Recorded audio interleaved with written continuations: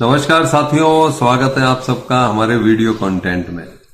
कोई औपचारिकता नहीं, सीधे मुद्दे पर आ रहा हूं और थोड़ा सा समय दीजिए इस वीडियो को और ध्यान से सुनिए और समझिए। हो सकता है एक तबका आज मेरी इस वीडियो से आहत हो, मुझसे नाराज हो, या हो सकता है हमारी इस वीडियो का विरोध भी करे, लेकिन सत्य है और सत्य कहूंगा मैं, क्योंकि हमारे चैनल का नाम ही परम सत्य है। अब आप देखिए, गवर्नमेंट स्कूल के जो टीचर्स हैं उन पर आ रहा हूं मैं आज।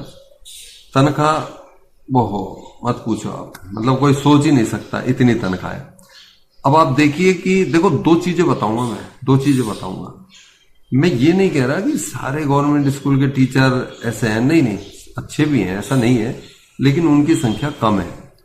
अब कम की गिनती नहीं होती, समझ गए ना आप। हाँ, जो अपवाद हैं उनकी ही गिनती नहीं होती, अपवाद का कोई लेना देना नहीं, जो बहुतायत है उसी की बातें की जाती है। अब सरकारी स्कूल के टीचरों की, मास्टर जियों की तनख्वाह, बहनजियों की तनख्वाह आसमान छूती हुई है ना। उसके बावजूद भी ये अपने बच्चों को सरकारी स्कूल में नहीं पढ़ाते। क्यों नहीं पढ़ाते साहब? एक बार पूछना कभी आपके आस पड़ोसियों की, साहब तुम तो सरकारी स्कूल में अपने बच्चों को सरकारी में क्यों नहीं पढ़ाते? इतनी बड़ी बड़ी योजना आती है सरकार की, मंच के माध्यम से माइक लेकर आप पता नहीं क्या क्या सब विभाग बता देते हो, बच्चों को ये मिल रहा है, ये वो मिल रहा है, और आप अपने बच्चों को सरकारी स्कूल में क्यों नहीं पढ़ाते? एक बड़ा विषय है, एक बड़ा प्रश्नवाचक चिन्ह लगता है इस सब चीजों के पीछे।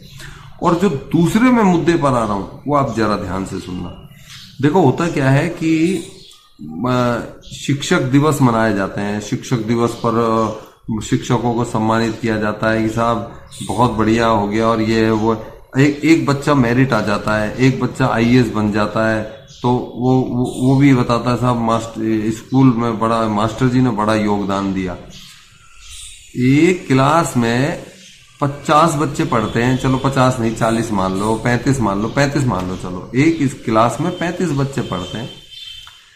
35 में से एक बच्चे की मेरिट आई है, मास्टर जी का नाम रोशन हो गया साहब, बच्चे की मेरिट आ गई।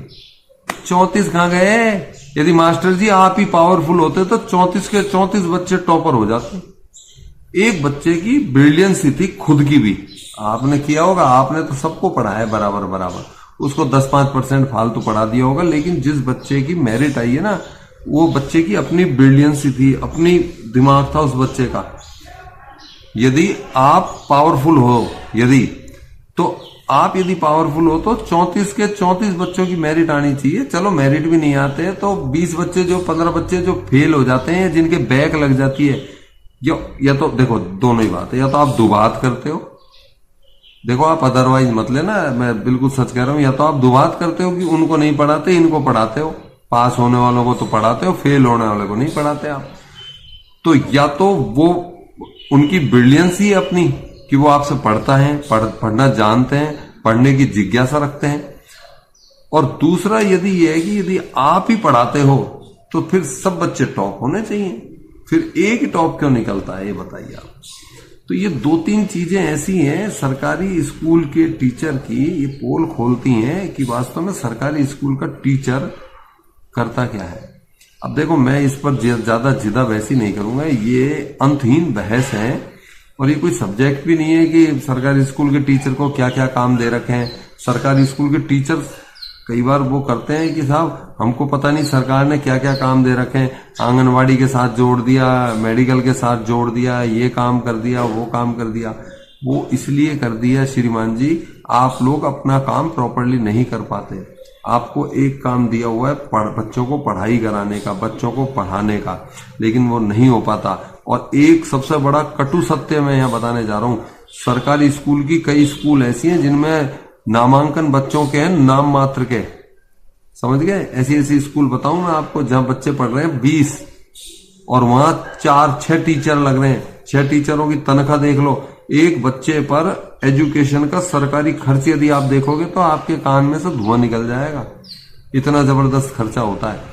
तो यदि मास्टर जी सरकारी स्कूल के यदि प्रॉपर अपनी पढ़ाई करवाएं वास्तव में बच्चों को, तो मैं गारंटी लेता हूं कि वास्तव में इससे बढ़िया तबका कोई हो नहीं सकता, इससे ज्यादा सम्मानीय तबका कोई हो नहीं सकता। एक जमाना था जब वास्तव में टीचर मेहनत करते थे, बच्चों के साथ पढ़ाई कराते थे, लेकिन बाद में ट्यूशन का चलन पड़ा।